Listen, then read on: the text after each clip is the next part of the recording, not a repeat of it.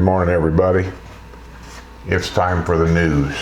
Kind of depressing news, really, to start off with. First thing I see, COVID-19 virus claims the third Sumter County resident as Florida tops 10,000 cases. The latest victim is an 83-year-old woman who tested positive on March 28th. She hadn't traveled recently nor been in contact with anyone else suffering from the virus.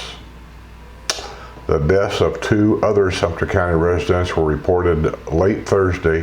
One of them is 84-year-old Village of Winifred resident Carol Lynch, who tested positive for the virus on March 24th. The other is a 68-year-old man who tested positive on March 23rd. It wasn't clear Friday if either the 83-year-old woman or the 68-year-old man are residents of the villages. All told, 194 people have tested positive in a tri-county area, at least 46 whom are villagers. 98 are women, 96 are men, 44 remain hospitalized. That's a lot has to do with the HIPAA law. They can't say where somebody lives or anything like that, I don't believe. When it talks about the tri-county area, for those of you that don't know, Villages is 3 counties big. This is not a small, out-of-the-way retirement community of how Florida once was. This is basically turning into a large retirement city, kind of like. And we cover Marion County, Lake County, and Sumter County, which Sumter County is the biggest portion of the villages. So if you're interested in buying a house in the villages, some of the things you may want to check out, for example, will be property tax. Property tax where I'm at in Sumter County will not be the same as property tax in Lake County or the property tax in Marion County, and other little things too. So just be aware of that, that's all. 2 food trucks were shut down at southern end of the villages. I can't think of what they're both called. Edna's is one. Anyway, they're down there at the Finney area because, as you all know, they only have one real restaurant down there, and for many people that's living down there, they need to start working on that shopping center and get some of those restaurants and shopping in. They're working on it, I suppose, but man, they sure are awful slow about it. 82-year-old villager arrested after contacting wife in defiance of court order. Barefoot shopper arrested after attempting to flee Walmart in stolen shoes. I don't understand how people like that even get into the store. You want to know the truth? That's how I feel about it. I've been into some of these stores around here and I look around, and it doesn't happen very often, but I'll see somebody walking around in there that's just filthy dirty. I mean filthy. I don't know if they are or not, but they look like homeless people that's been living under a bridge. And they're in the store walking around. There used to be signs on doors when I was a kid: no shoes, no shirt, no service. That means you can't come in. Those days are gone, I suppose. That was just another article about the virus and some of the things it's affecting down here. I know everybody's probably getting tired of hearing about it. I know I am. Woman who stopped for beer down at Finney jailed after hitting bicyclist near Finney. That's going to be a costly beer. Villager on bicycle dies as a result of crashing into tractor on Morse Boulevard. Homeless man arrested in savage beating of woman at Brownwood Paddock Square. Maybe it's just me, but well, the squares are closed though, ain't they? There's nobody there. I was going to say, the square's just full of people.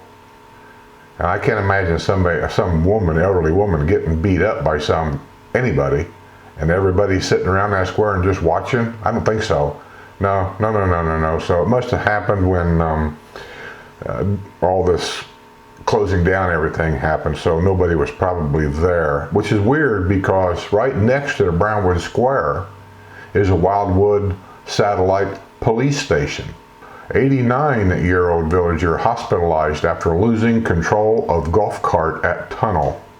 Pair jailed after altercation during unwelcome visit to home in the villages. Well, let's read that, see what that says. There's going to be more to that story. Oh, I recognize these faces already. These are two drug addicts. I don't know how they ended up in the villages. They're useless. They were part of, I won't say part of it, but they were known to be associated with the drug house in Palo Alto when the lady was supposedly helping her uncle. A pair with a long history of arrests were jailed after an alleged attack when they were paying an unwelcome visit to a home in the village. The Sumter County Sheriff's deputies were called at about 10 a.m. Monday to a home on Arbella Loop in the village of Amelia, where a woman said she was attacked by 35-year-old Jessica Loren Hall and 37-year-old Alan Dean Simmons, both residents of the villages. I can't imagine these two being residents here at all. I just can't. I can't imagine anybody giving them a home loan, really. They must be sucking off somebody.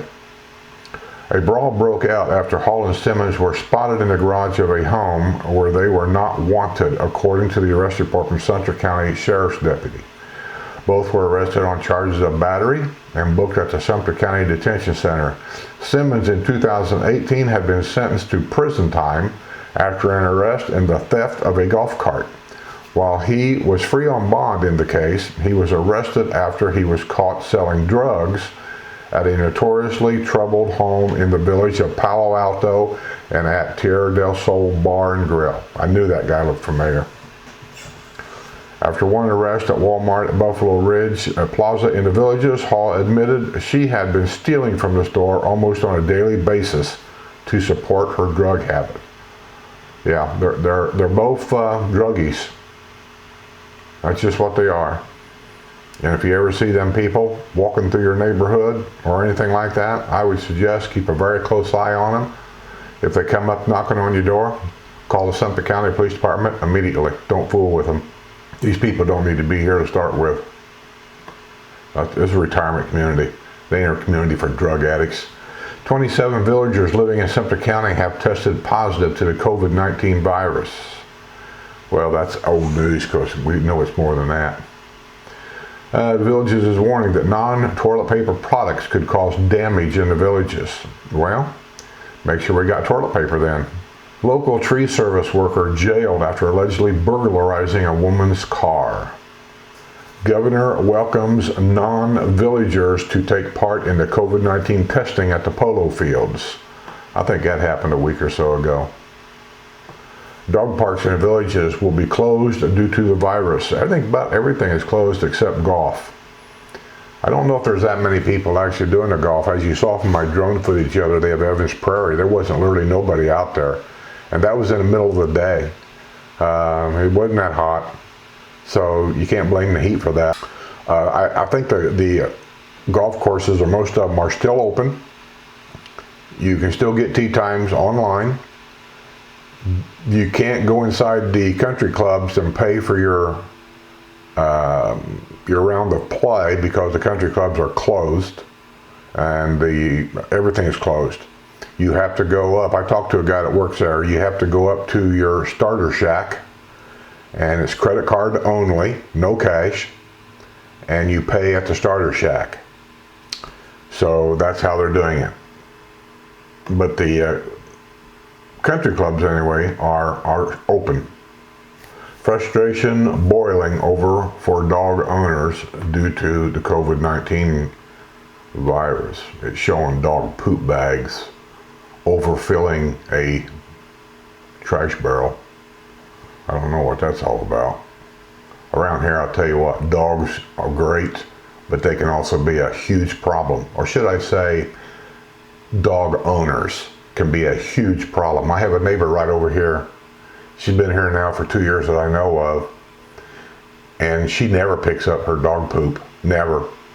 She takes it down at the end of the street where there's a roundabout, and in the middle of that roundabout is a big flower bed. She lets her dog go inside that flower bed, takes a big dump, and then she just walks back to the house.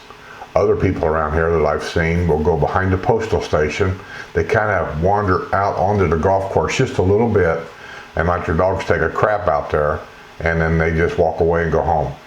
I've seen this, and you know, it's a constant problem. They constantly have to get on these people. Frustration is blowing over for dog owners due to COVID-19 precautions in the village, as the dog parks have been shut down in Florida's friendliest hometown as part of the precautions in place to protect residents from the possible spread of the coronavirus. Last week, a collection bin outside the Paradise Dog Park's on the historic side, was overflowing with bags of dog poop. The unsanitary scene incensed dog owners and non-dog owners alike. Well, if they set it out there for the dog poop, then somebody must be assigned to picking it up. So who's not picking it up? Looking for an outlet for their cooped up canine companions, some villagers began taking their dogs to the Sharon Weishen's Preserve, even though a sign at the entrance clearly states no dogs allowed. Villagers were reportedly allowing their dogs to run off leash at the preserve.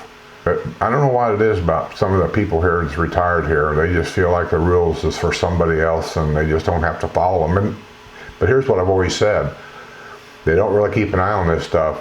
There's nothing at that dog park over there that stops anybody from driving their car in, parking it, getting out, and taking their dog in there. And they don't even live here. Anybody can go in there. And I don't think it should be that way. Now the preserve has been shut down, upsetting the bird watchers and nature lovers who have long adhered to the rules. That's that place where Sue and Deb did a video with the lookout tower, and it's a wooden walkway that goes out and over the swamp and comes back. This is where they're talking about. District office has posted a reminder on its website that it is unlawful to trespass into any closed recreation or district facilities, pools, dog parks, etc. Yeah, I was talking to one of the workers today, and they were telling me that on the golf courses, the championship courses, that the last tee time, I think he told me, was 4 o'clock. You cannot get a tee time after 4 o'clock. So they know that the 4 o'clock tee time is the end of the day. And so the workers and the people that's working there monitor that last group going out at 4 o'clock. Anybody else that's caught in there 5 o'clock, 6 o'clock at night playing golf, they are subject to trespass, and they could be charged with trespass. So there is people keeping an eye on that. Lake Sumter Landing Town Square is completely fenced off. Somebody told me that they're building something there. It has nothing to do with the virus. The fence is now surrounded at the Lake Sumter Landing Town Square. The Town Square's Division of District Property Management will be installing a new shade structures at the square. And it is anticipated portions of the square, as well as parking areas around the square, will be closed for safety reasons. The completion of the project is targeted for mid-April. I think that's a good idea. Publix allowing some employees to wear gloves and masks amid a COVID-19 outbreak. By the way, beer of the day, Sam Adams.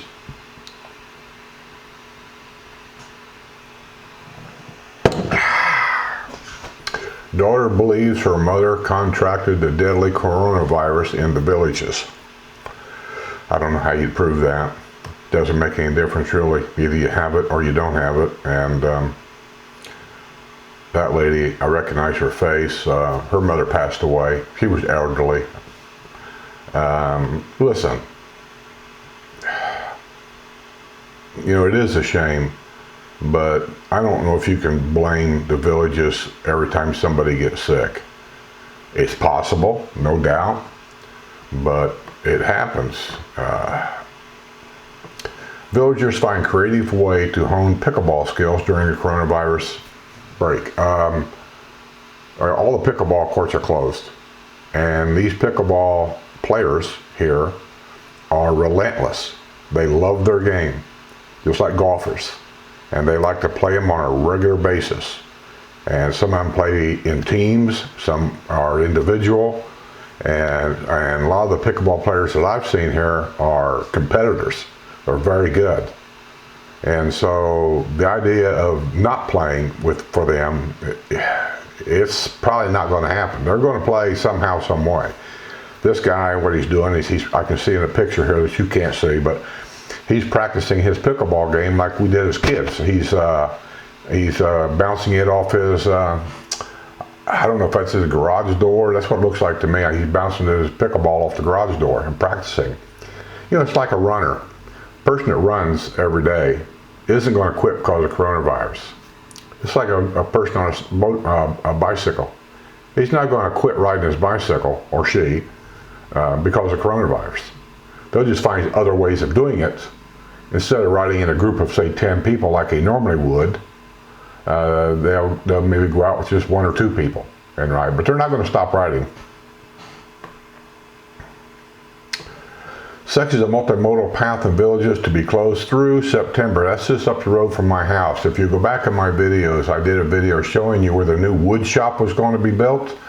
I haven't been up there, so we was in Texas for a month, and I ain't been up there for a while. We came by there the other day, and they've got it closed because they're building that wood shop. That's straight across from the Eisenhower Rec Center on the other side of the road, next to the fire station. And they put in a new driveway there that cuts right across that golf cart path, which means they're going to have to add another stop sign right there.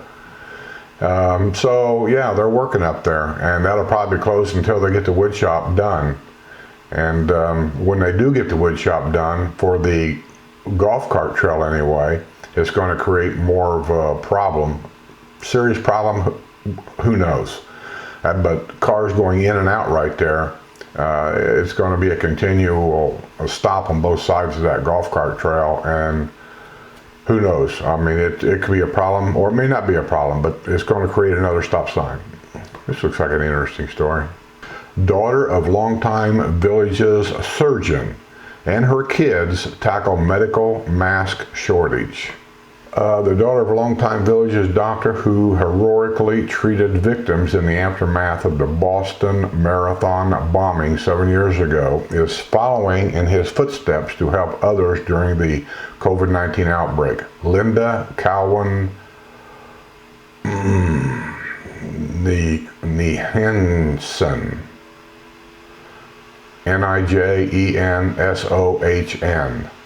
Nijensohn, 45, whose father is local orthopedic surgeon Dr. John Cowan, and her 2 children, 14-year-old Mariana and 12-year-old Jed, have been busy making face masks for medical personnel. The business consultant is donating the masks to help with the shortage during the COVID crisis. Cowan, who lives in Leesburg and has been practicing for 30 years in the Villages, said he and his wife, Anna Cowan, a former state senator and Lake County school superintendent, are quite proud of their daughter, a single mother, a cancer survivor who runs the Boston Marathon every year for the Dana-Farber Cancer Institute. In this time of crisis, everyone wants to help, Cowan said. This is a way to contribute to the effort. They have made over 200 masks, which I have given to healthcare providers. I am so proud of them. Yeah, my cousin's wife, she sent me a picture on Facebook where somebody had made her a face mask. She works at Walmart, and so a lot of the Walmart employees are wearing face masks, and I guess they have, I don't know if they got sneeze shields down there or not, but they do here at I think Publix or Winn-Dixie, one of them, where the cash register is. They put a sneeze shield up to keep a distance between them and the patron, which I think is also a good idea. So anyway, good for her. All right, I'm gonna get out of here. There's a lot more news, but I don't want to make this too long because I know people get bored with it. I'm going to get out of here. I'm working on redesigning things in here, getting ready for the next Wednesday night live show. I don't know how good it's going to be because there's nothing to do. We can't get out. We'll do the best we can do. Until then, see you guys on the other side.